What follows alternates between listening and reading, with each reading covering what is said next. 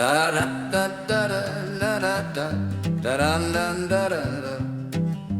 this here song is called The Adventurers Guild, and it's about the day I learned that paperwork is scarier than dragons. Pull up a chair and pour yourself a drink, you're gonna need it. Times were getting tough in the independent hero market.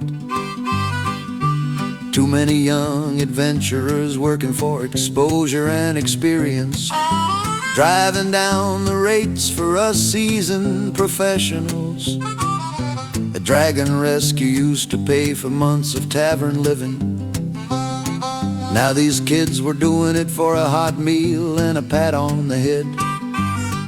My accountant said I needed to diversify my brand and leverage my core competencies through institutional affiliation. Should've known better than to take advice from a guy who counts copper for fun.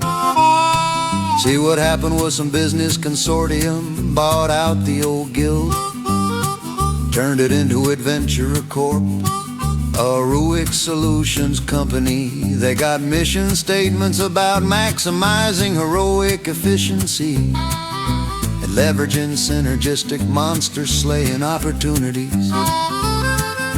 The old guild master got replaced by some guy with an MBA who's never held a sword, but boy, can he make a spreadsheet.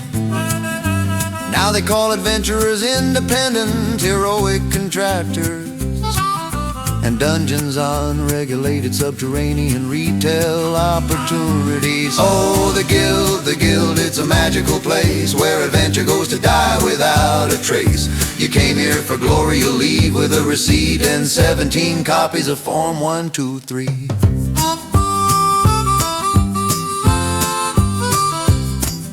The weapon registration form asked for my blade's emotional state, its conflict resolution history, and whether it had any unresolved trauma.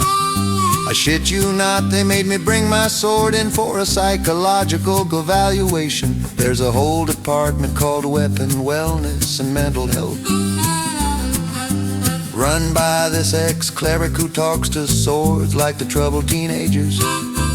How does it make you feel when you cut things? She asked my dagger. I said, lady, it's a piece of metal. She marked me down for failure to acknowledge weapon sentience. Now the magical licensing department, that's where things got personal. They wanted to know every spell I'd ever cast, where I learned it and from whom. Had to provide 3 references for each cantrip, including a sworn statement that I'd never use magic for unsavory purposes. I asked what counted as unsavory. Well, have you ever used prestidigitation to clean your clothes? Apparently that's unlicensed domestic enchantment. Who knew? The guild, it's a magical place where adventure goes to die without a trace. You came here for glory, you'll leave with a receipt and 17 copies of Form 123.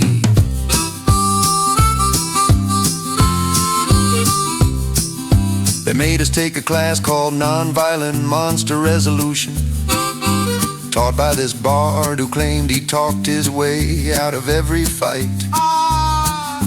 Have you tried asking the dragon nicely to share its treasure? Maybe the goblins are just misunderstood entrepreneurs. We practiced active listening with a volunteer orc who kept saying he wanted to eat our brains, but apparently we weren't validating his feelings properly. Now the goblin incident, this got dissected by guild experts. What I thought was a straightforward goblin attack on defending innocent people, end of story, or so I thought. But some scholar who'd never left the library rewrote the whole thing. He called it systematic oppression of marginalized goblin communities, and failure to address root cause of goblin socioeconomic desperation. Those threats to kill us, expressions of frustration with systemic inequality, are fighting back, perpetuation of the cycle of violence.